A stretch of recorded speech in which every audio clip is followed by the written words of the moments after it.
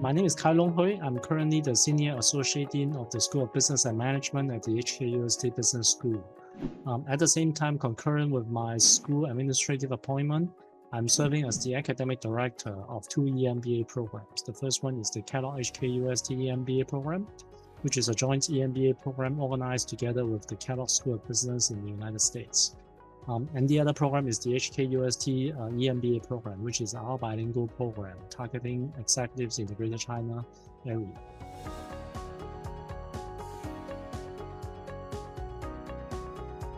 If you look at the FT ranking, they essentially look at a couple of key dimensions.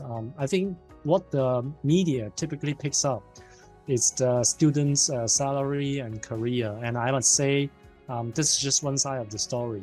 Obviously, our students are very accomplished, and in fact, for any EMBA program, the success of the program often depends critically on the students. But from my view, salary is just one aspect of it. The most important thing is about the infrastructure, the materials, the quality that the program provides to help these students move on with their future career success. And for that, I think I'm pretty proud of our program in the sense that we really are the program that provides a truly international experience to the students. If you look at the FT ranking, some of the important dimensions that they look at include the international course experience, where they measure the programs in terms of the percentage of international faculty, the diversity that the program encompasses, whether we utilize an international board and recruit an international body of students, and how many female faculty members that we are using within the program. And metrics like these are very helpful towards broadening the exposure of the students. And I'm very happy that the KH program actually does very well in this international dimension. Another dimension that is frequently less mentioned by the media is the strength of the school in terms of research support to the program, and that is typically measured by the percentage of faculty members who hold doctorate degrees, whether their research output is recognized, and whether they are actually creating impact through their research, and so on. And I must say our school is also doing fairly well in these dimensions. And all in all, I would say the success of the program, of course, to a large part is depending on the student progression after they enroll in our program. And this is typically just summarily measured by what the media typically cited as the salary, and also their work experience and career progress. But I think in order to achieve these increment, these other factors that I mentioned earlier, international exposure, international board, faculty support in terms of knowledge and research, I think all of these factors need to be highlighted as well. I think obviously in 2019, we are facing a lot of challenge due to COVID. I think this is a worldwide phenomenon in most places. Running an EMBA program has been extremely challenging. The students really couldn't get together they couldn't really fly and attend classes together. What we are really proud of is the fact that I think we have really a student-oriented attitude where we try our best to provide for the learning experience and quality of the classes, despite the fact that we are facing those challenges. So just to give you one example, I think we are one of the pioneering schools in the region where we practice what we call an online-offline hybrid mode of learning. Many schools would just convert the entire class to Zoom, and by the way, in that regard, I think our business school is also a leader. We were pretty much the first business school, I guess, in the region where we were able to conduct fully online classes since 2019, even before COVID. Okay, so every one of us is very experienced with teaching a class online. But on top of that, for this EMBA program, we also pioneered a practice where we actually created some mobile offline classrooms, and this is for those students who couldn't really fly into Hong Kong to attend our classes. So we have a group of students who are living in Hong Kong, so these students can actually come back to our classroom. But there is a large group of students who are dispersed in different countries overseas. So what we have been doing, until recently, was that we group these students together in one of the offsite countries. Say, for example, we will put them together in one location in Singapore or in Thailand, where the students overseas would create a cluster a mobile classroom, and they will attend classes together. And then they will zoom into our classroom, and our Hong Kong students will also be zooming in, but at the same time, the professor is standing in front of the students in Hong Kong. So this way, we created a highly interactive experience still for all the students, despite the fact that they are located separately. Of course, it's still not perfect. It can't really totally replicate what a classroom is like when everybody is together. But I think this is, to a large extent, the best that we can do given the travel restriction. And so far, we've been running many courses in this mode, and I think it was doing fairly okay. I think the students do enjoy it, especially the fact that for an EMBA program, very often the students really learn not only from the professors, but rather they also learn from their classmates. And by doing that, this mobile classroom hybrid online-offline concept, I think we were able to maintain part of that interaction and learning that we believe are important for the students. So this is one thing that we have practiced, and in fact, I think it was doing very well. The other thing is, of course, given the fact that there were COVID, that some of the students' study were hindered, our program has actually organized a lot of value-added activities, hoping that even though some of the students may not be able to travel, we still keep them busy. So we have been organizing, for example, these workshops where we invite professors to conduct a short session where they actually teach online a new topic, trendy new topics that are relatively short, that does not compose a whole course yet, but that broadens the perspective of all the students. So to give you some example of these workshops that we run, we have workshops like Metaverse. We talked about AI. We have workshops that talk about sustainability, behavioral finance, and in the next year, early next year, we have already scheduled a workshop that talks about how culture and psychology affects leadership. So these are some of the topics that are not part of the regular curriculum, but we want to broaden the students' perspective. Now, finally, one thing that we did is that for those students that are affected by COVID, we encourage them to come back in the future when the borders are fully open, when COVID is over. We actually provide, these students a chance for them to come back to our classes, and what we call an auditing. We let them audit our classes together with the future cohort of students so that they will be able to regain those live interactive experience. And we are basically providing this to all the students affected by COVID.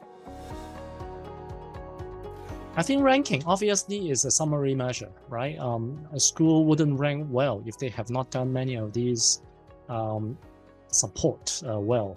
But we should not categorically just look at ranking per se. I think we do need to look at what forms the success in the ranking.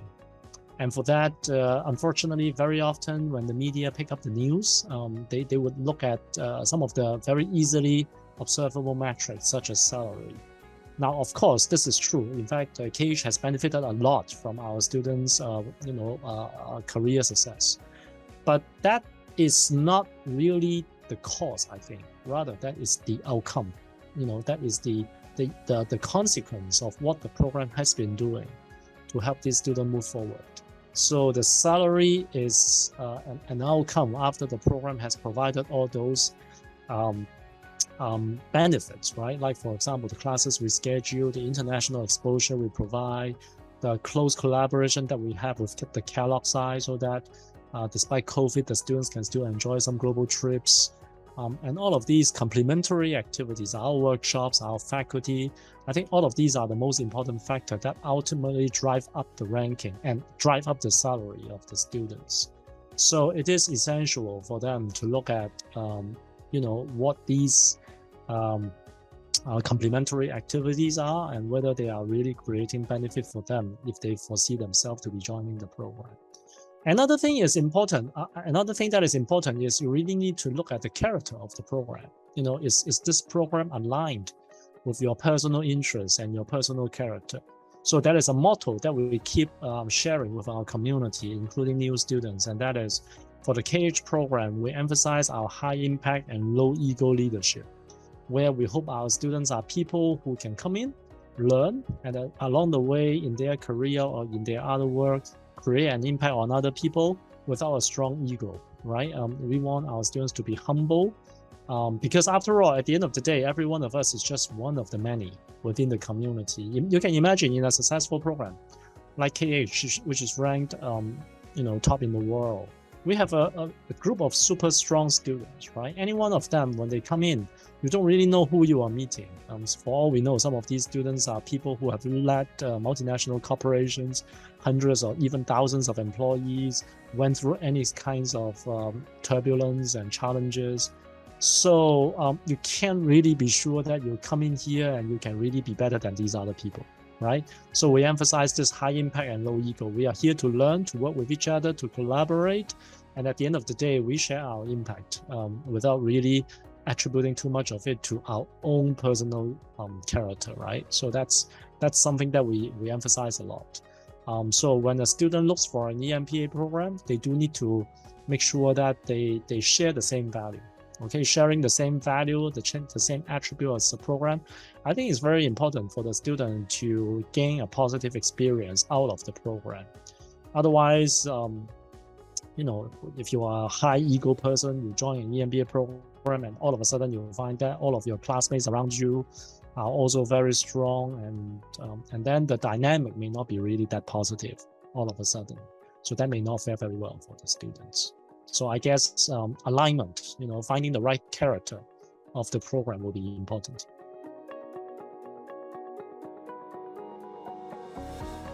We are never complacent. This is our 11th time being number one, but that means we were not number one intermittently, and in fact just last year we were not. So we have been up in number one, but we were down in sometimes number two, and in the earlier years we were even lower. So we were never complacent. But I want to emphasize one thing, and that is ranking is an encouraging exercise. That certainly gives us an encouragement, a boost in morale for us to further move on and run the program well. But this is never the end, right? This is never the ultimate end. For us, the most important thing is we really hope that our students, after joining our program, can become a better and more impactful leader in the community, be it a company, be it an NGO, be it a social leader, right? That's something, I would say that's the ultimate goal rather than the ranking. So, and that has no limit. Even though we are ranked number one right now, our student can always make more impact and more positive impact, even when we are number one. So we are never really that complacent or satisfied just because we are number one. I think what makes us really happy is every time when an alumni contact us and tell us, recently I have moved to this company, or maybe I've moved up in my own company, taking up this role, and along the way, this is what I'm going to do in this country. I'm going to expand my business, covering more consumers, creating more services. And I think these are really delightful information for us. Whenever an alumnus come back and we chat about these things, it makes our day. And I guess that's what we really enjoy. First of all, it needs to be complementary, right? Kellogg is a school in the West, so-called, right? And we are a school located in the East. So this is why we often say we are seriously practicing East meets West and the best of both worlds. That's our marketing message. But deep under these messages, I think what it really represents is a different culture. We came from different culture. People sign up for our program exactly because they want to know these different culture and the leadership style and differences across different regions. And we can provide for both through this program. We have certainly professors and students who are extremely familiar with the American or Western style, European style of management and leadership and culture. Whereas because of our location and our conventional strong tie to China and Greater China, we certainly also have a lot of Asian culture and knowledge that are endowed in our school. And the important thing here is, like I said, is this high impact, low ego principle or attribute that we fully believe. Our professor from Kellogg would come here, share and learn with the student together. Our HKUST professor would also teach the class in a way where it is more like a facilitation of knowledge exchange rather than just one-way delivery of the knowledge. And with that attitude and mindset, everybody is basically part of the community, collaborating and learning with each other. And I think that's the success formula. Both schools, we are partners. We are not really better or worse than each other. We basically join hand in creating all of these program level activities so that we will be able to provide the best experience and exposure to the students. And I think this is really what makes it work. And the partnership was a very collaborative one.